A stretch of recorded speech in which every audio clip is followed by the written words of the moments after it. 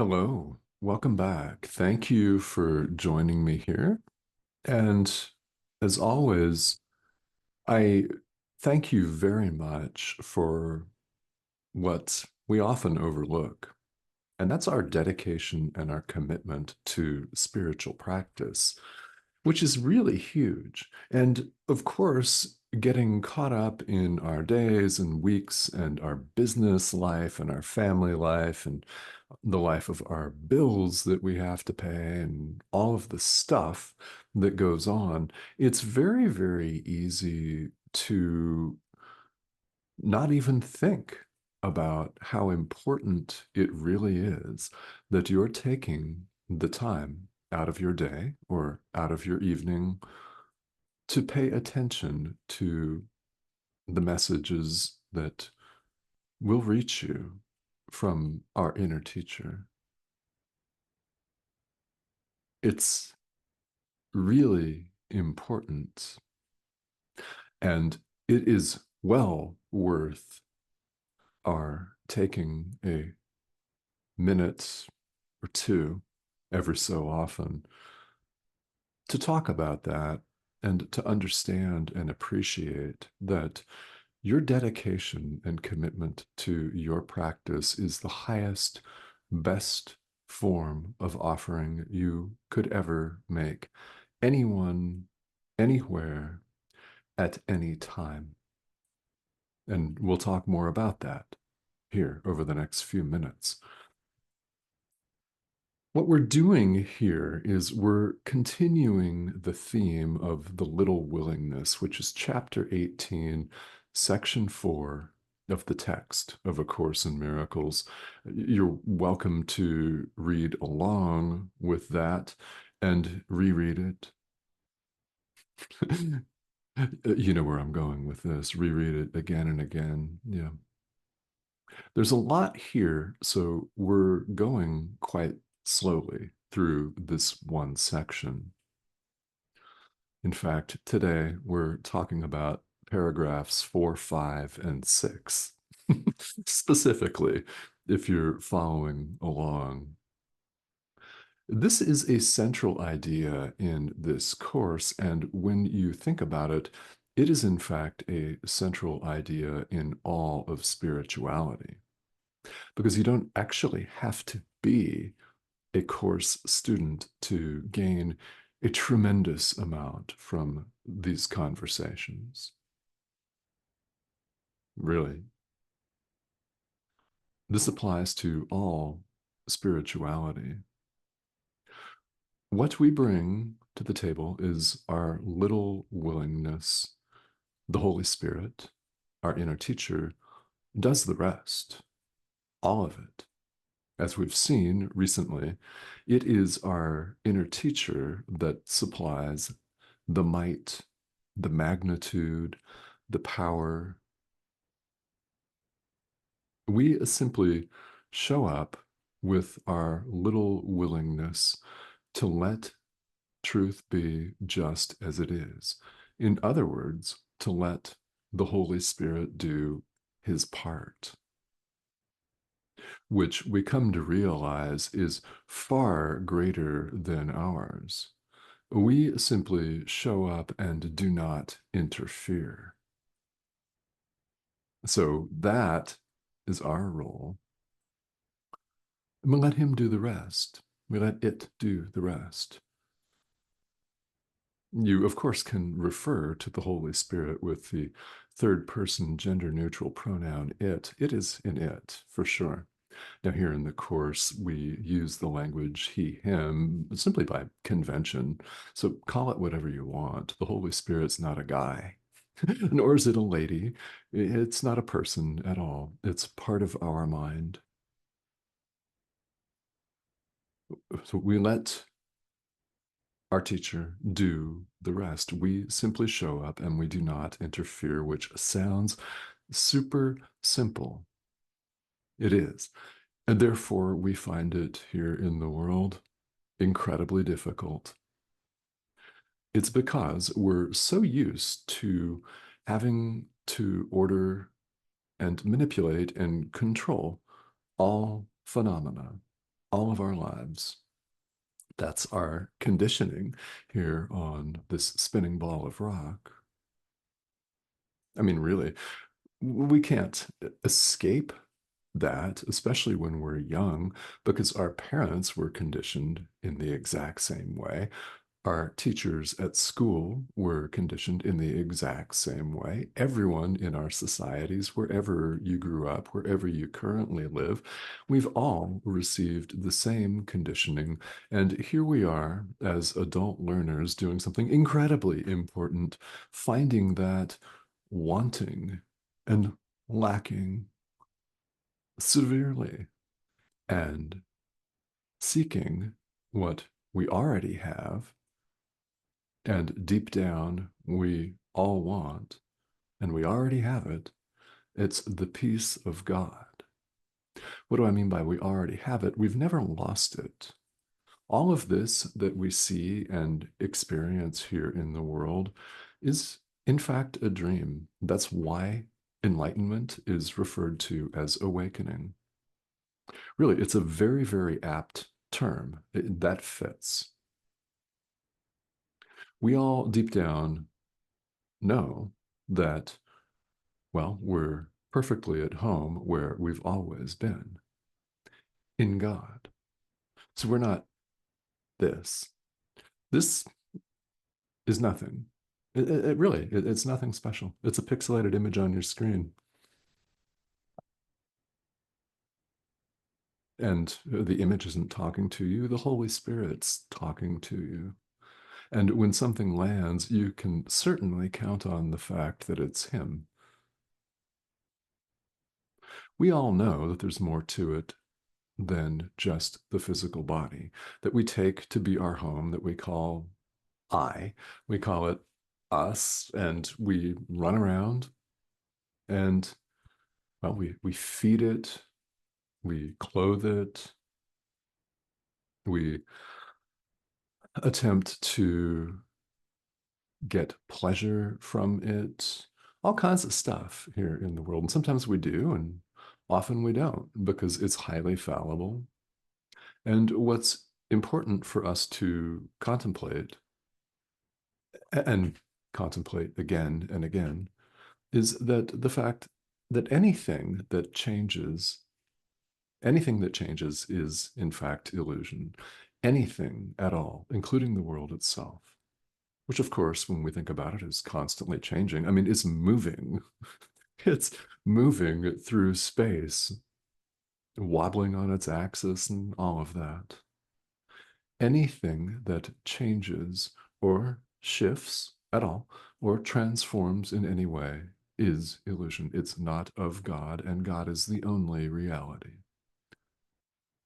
Happily, we're not separate from the only reality. There is no separation of any kind. If you're hearing this for the first time, welcome to A Course in Miracles. It's not only what it says, it's what it means.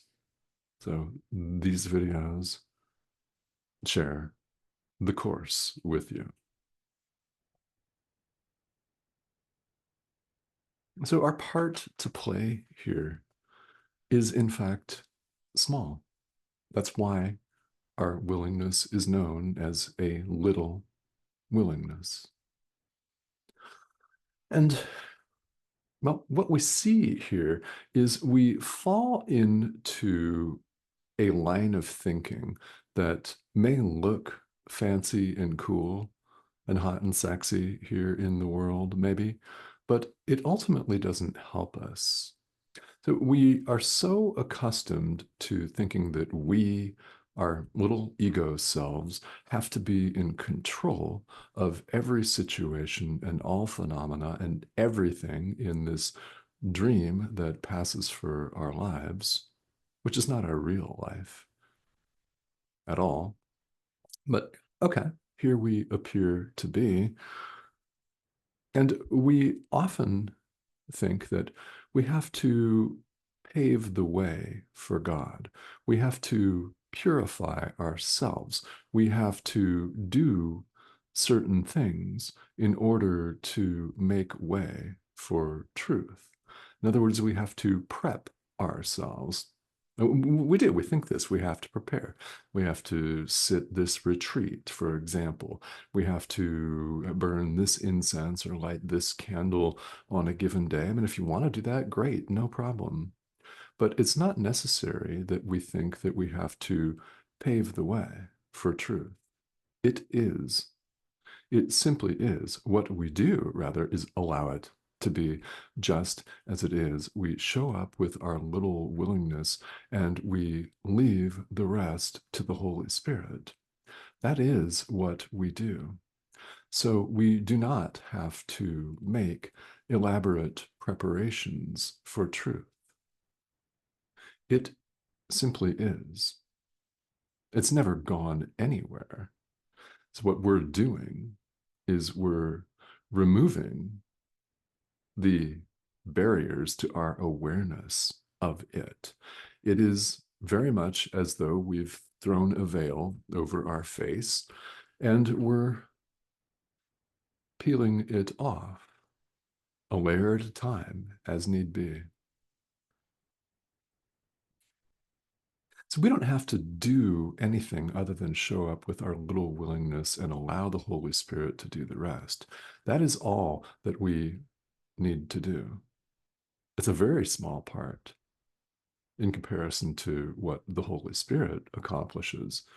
Instantly, I might add. It's already been accomplished, in fact. We're simply allowing it to be just as it is. And in thinking that we have to do certain things here in life, in the world, we're actually under the assumption that we're ourselves, our little ego selves, are the ones that determine the conditions for peace. We think it's all up to us. It is not up to us.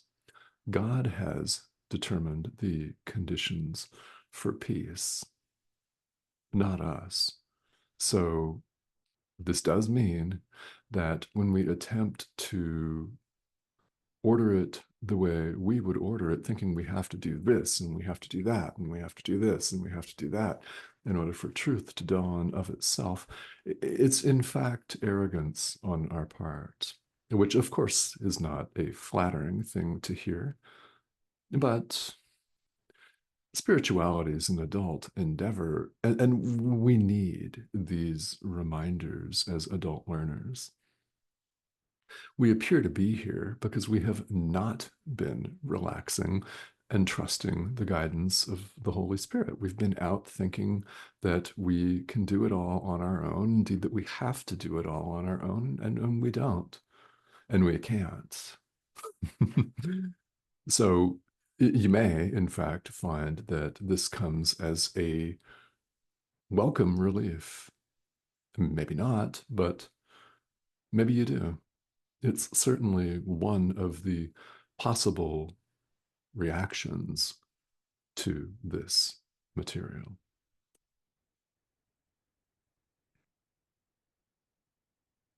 We simply receive truth just as it is. We allow it to be just as it is. We show up and express our little willingness. We ask the question, the answer is given. The Holy Spirit enters immediately at our slightest will, even if it's only for a fraction of a second. We demonstrate this little willingness. The Holy Spirit enters immediately and totally, I might add. And the answer is given. It's up to us to accept it just as it is. Now, this does not necessarily mean that you're going to be instructed to sell your home and all your belongings and move to another part of the country that you live in or another part of the world. I mean, maybe, but it doesn't necessarily mean that it's not worth our time and it's not worth our while to attempt to control the answers. The Holy Spirit's in charge of that. So, what will happen on the screen of life is what is going to happen on the screen of life. And quite frankly, in many, many cases, there's no outward change of form at all, though you may be instructed to do certain things here. That's certainly possible as well. But the point is simply that we make way. We make way for the power and the might and the magnitude of the will of God. We get out of God's way rather than telling him what to do. We simply make way and we relax and trust the guidance of our inner teacher and do whatever our inner teacher suggests that we do. And as we do it, we can count on the fact that it is not only in our own highest best interest, but also it's in the highest best interest of every single living thing throughout space and time, guaranteed. Guaranteed. And of ourselves, we certainly can't do that, can we? I mean, we all have multiple, multiple experiences with our best laid plans blowing up in our faces, don't we? And sometimes right away. I mean, sometimes we get an instant blowback, and sometimes it takes a little while, but yeah, yeah. We simply show up with our little willingness, allow the Holy Spirit in, and we let him do the rest. We make way for the will of God. And what we're doing here is very profound because we're actually releasing ourselves. We're taking a big burden off of ourselves. We're releasing ourselves to the Holy Spirit, whose function is our release. When you think about it, we put not only a lot of pressure on ourselves, but we put a big, heavy, overwhelming weight on ourselves when we think that we have to do all of this alone. So, my hope in spending as much time on this as we have is that this is going to give you some inspiration and perhaps a welcome relief that you don't have to do it all. Our part to play here is very small, so you can choose to take that weight off your shoulders right now, today. And I hope that you may do exactly that.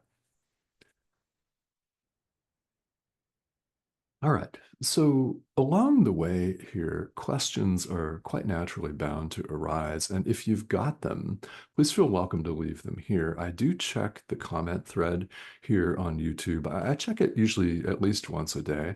So if you ask a question or make a comment or stop in to say hello, which I also would welcome, then yeah, I will see those and answer them. And if it's too much to type into the text here, I'm more than happy to record a standalone video or perhaps more than one to address that particular subject because if it's of interest to you, I'm certainly interested in helping you to, well, to gain some insight into that. And yeah, I'm here as a guide. So questions if you've got them. Now, if you have not yet subscribed, please do that. I'd love to have you join us. Prompt is here in the corner of your screen. Just click that arrow and you'll be invited to subscribe. Thank you to those of you who have recently done this. The community is growing. It's international, which is very, very cool. It's one of the beauties of modern technology here is we can reach each other from all over the world. Very cool. Yeah, it's a very good. So join us, please, if you have not yet. Several videos appear each week, and I will talk to all of you very soon.